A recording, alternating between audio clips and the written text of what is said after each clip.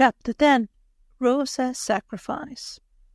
There certainly were larks on Campbell's Island next day, as Charlie has foretold, and Rose took her part in them like one intent on enjoying every minute to the utmost. There was a merry breakfast, a successful fishing expedition, and then the lobsters came out in full force, for even Aunt Jessie appeared in red flannel. There was nothing Uncle Alec could not do in the water, and the boys tried their best to equal him in strength and skill, so there was a great diving and ducking, for every one was bent on distinguishing themselves. Rose swam out far beyond her depth, with Uncle to float her back, and Jessie splashed in the shallow pools with Jamie paddling nearby like a little whale beside its mother, while the lads careered about, looking like a flock of distracted flamingos, and acting like the famous dancing party in Alice's Adventures in Wonderland. Nothing but Chowder would have lured them from their gambols in the briny deep. That time-honored dish demanded the concentrated action of several mighty minds, so the water babies came ashore and fell to cooking. It is unnecessary to say that, when done, it was the most remarkable chowder ever cooked, and the quantity eaten would have amazed the world if the secret had been divulged. After this exertion, a siesta was considered the thing, and people lay about in tents or out as they pleased, the boys looking like warriors, slumbering where they fell. The elders had just settled to a comfortable nap when the youngsters rose, refreshed and ready for further exploits. A hint sent them all off to the cave, and they were discovered bows and arrows, battle clubs, old swords, and various relics of an interesting nature, perched upon a commanding rock, with Jamie to explain things to her. Rose beheld a series of stirring scenes enacted with great vigour and historical accuracy by her gifted relatives. Captain Cook was murdered by the natives in the most thrilling manner. Captain Kidd buried untold wealth in the chowder kettle. "You good-for-nothing boys, you are always bursting out upon me in some ridiculous way, and I always get taken in because I am not used to such pranks. Uncle is as bad as the rest, and it is great fun," she said, as the lads came round her, half scolding, half welcoming, and wholly enjoying the double surprise. "You were not to come till afternoon, and Mamma was to be here to receive you. Everything is in a mess now, except your tent.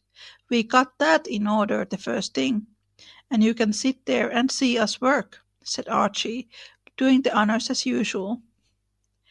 Rose felt it in her bones, as Dolly says, that something was in the wind, and wanted to be off at once, so I let her come, and should have kept her away an hour longer if your fish had not betrayed you, explained Uncle Alec, subsiding from a ferocious Crusoe into his good-natured self again. "As this seat is rather damp, I think I will rise," said Rose as the excitement lessened a little. Several frisky hands helped her up, and Charlie said, as he scattered the scarlet garments over the grass with an oar, "We had a jolly good swim before dinner, and I told the brats to spread these to dry. Hope you brought your things, Rose, for you belong to the lobsters, you know, and we can have no end of fun, teaching you to dive and float and treat water." "I didn't bring anything," began Rose, but was interrupted by the brats, otherwise Will and Geordie, who appeared, bearing the big bundle, so much demoralized by its fall that a red flannel tunic trailed out at one end and little blue dressing gown at the other, while the knobs proved to be a toilet case, rubbers, and a silver mug. "Oh, that sly Phoebe! This was the secret, and she bundled up those things after I went down to the boat," cried Rose with sparkling eyes.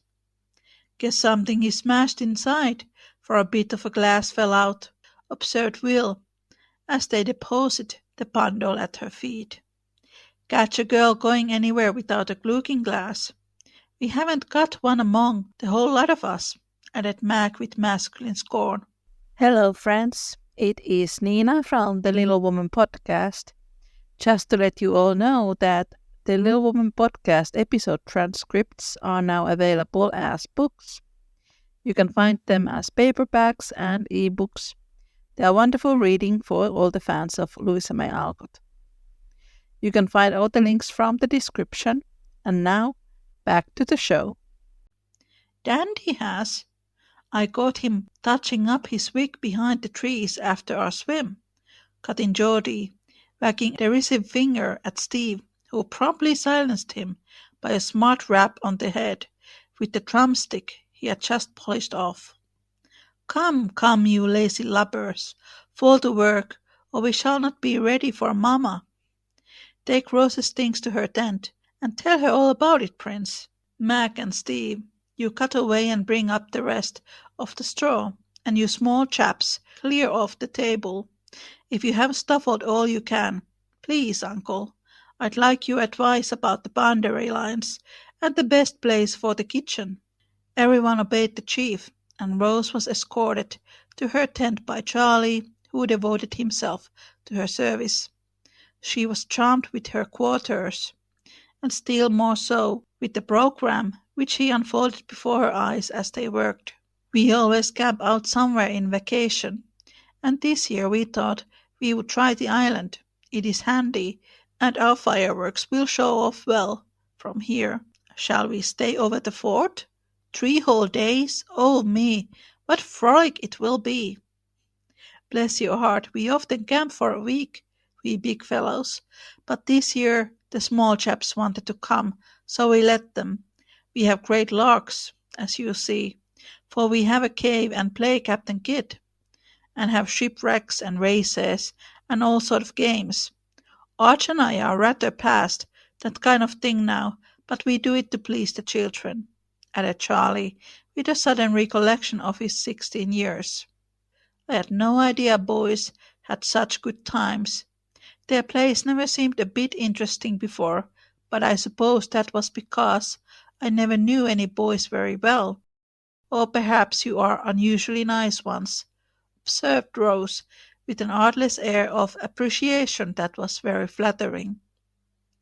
"We are a pretty clever set, I fancy, but we have a good many advantages, you see.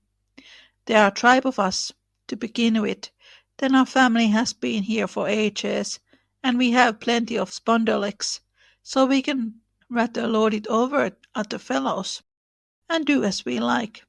There, ma'am, you can hang your smashed glass on that nail, and do up your back hair as fine as you please. You can have a blue blanket or a red one, and a straw pillow or an air cushion for your head, whichever you like.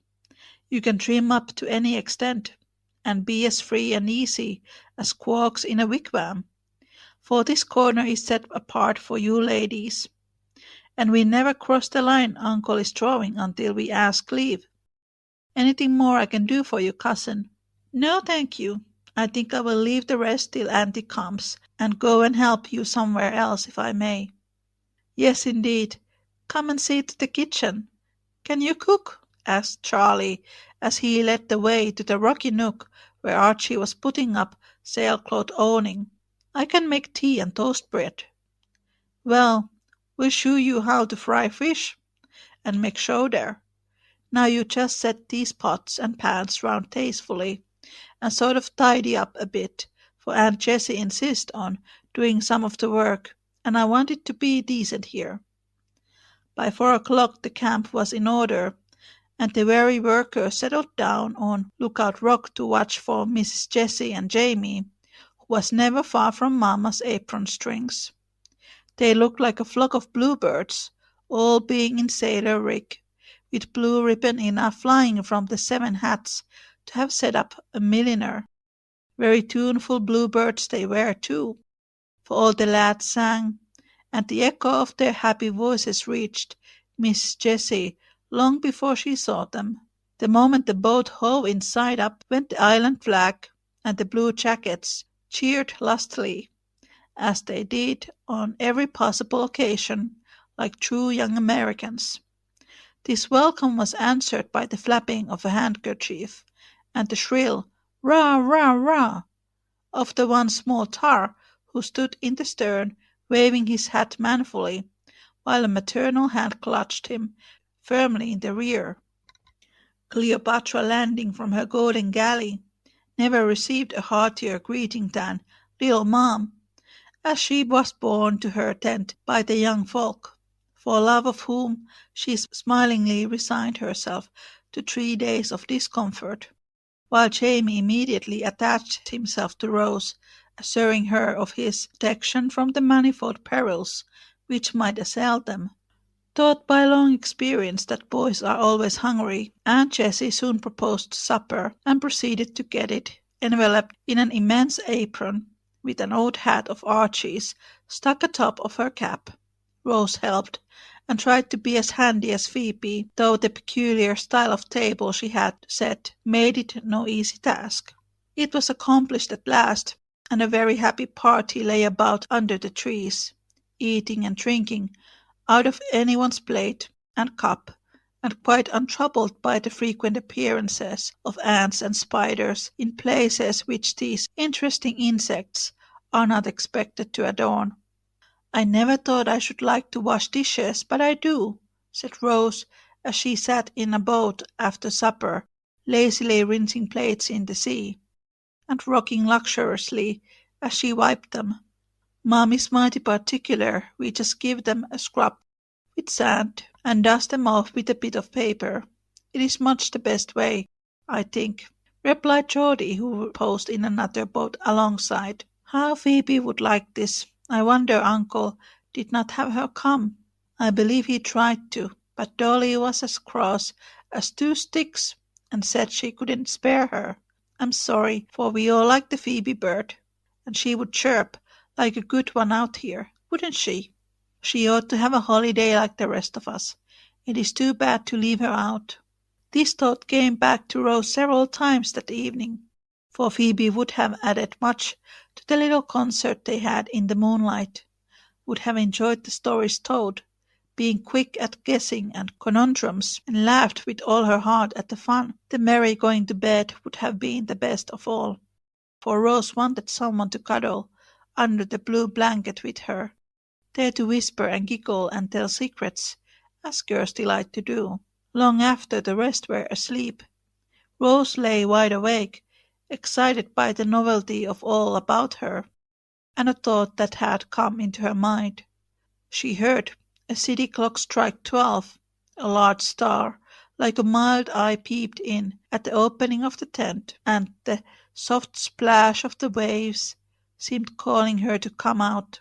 Aunt Jessie lay fast asleep, with Jamie rolled up like a kitten at her feet, and neither stirred as Rose in her wrapper crept out to see how the world looked at midnight.